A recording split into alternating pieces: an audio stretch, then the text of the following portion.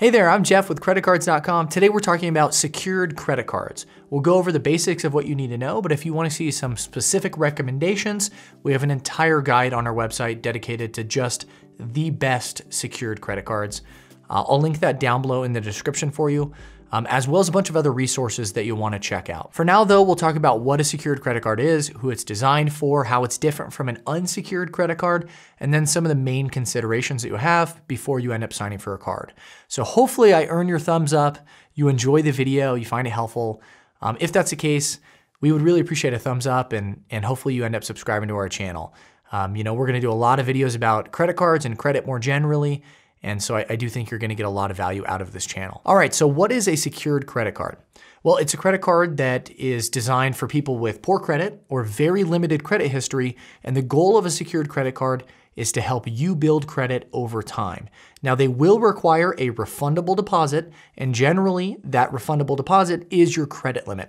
So essentially, you're exchanging money today for a credit limit and the opportunity to build credit over time.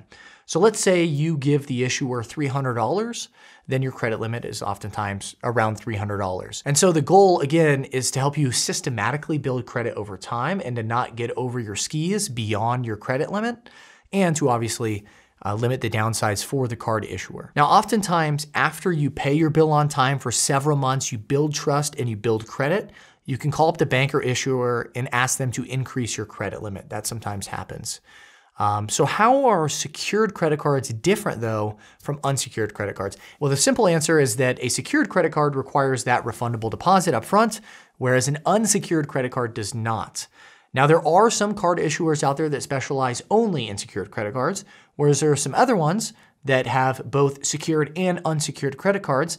And there might be an advantage with going with those because down the road, there is the option that you might be able to product change your secured credit card for an unsecured credit card. So you don't have to have the refundable deposit. That might take a year, 18 months, 24 months or longer, but that might be an advantage of going with an issuer that has both secured and unsecured credit cards.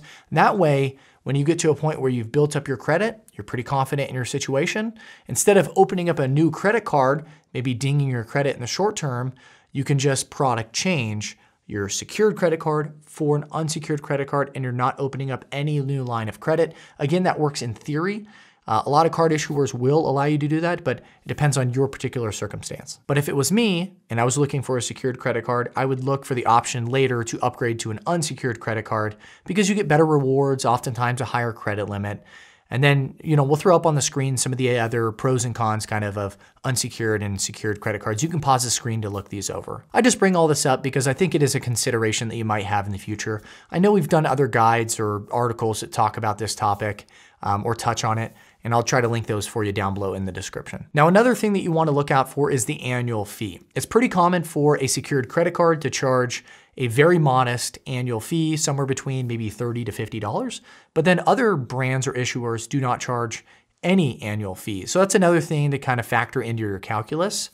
And beyond a secured credit card, there are even alternatives to building your credit. So let's say you don't want to do a secured credit card. That's not the only way to build credit. There are some other viable options. For instance, you can ask to be added as an authorized user on the credit card from one of your friends or family members. And the advantage there is generally a much quicker approval process. And you're sort of piggybacking off of that credit card and your friend or family member. So if you default, so if you actually don't pay your credit card bill, it's on them. It actually will show up on them. They have to pay the entire bill if you don't.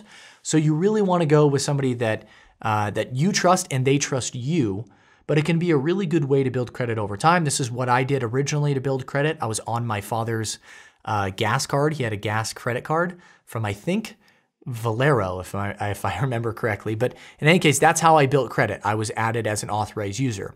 Now, this is clearly not an option for a lot of people out there. If you're a little bit older, then you probably don't feel comfortable asking to be added as an authorized user, but it is a relatively good option for younger people, and it will help you to build credit if you're being responsible as an authorized user. Now, yet another option is for people that have fair credit. You don't have bad credit and you have some credit history. If you're sort of kind of in that no man's land territory, fair credit, anywhere from maybe 580 to maybe 670 credit score, you might want to look into a retail credit card from a big box retailer. Generally, they have a lower threshold to being accepted. Not always, but sometimes you can be approved for these credit cards with just a fair credit score. Again, anywhere from like maybe 580 to 670, somewhere right around there. And those credit cards are still unsecured credit cards. You can still build credit with those, although the rewards are kind of specific or measly, and the interest rates are generally higher. But remember, if you get a credit card, pay it off every time. You don't have to worry about the interest rates. And that's about it. That's what you need to know about secured credit cards. I mean, obviously, I did not cover every single detail under the sun. I'm sure our website has a lot more details for you. Again, there are a lot of resources for you down below in the description.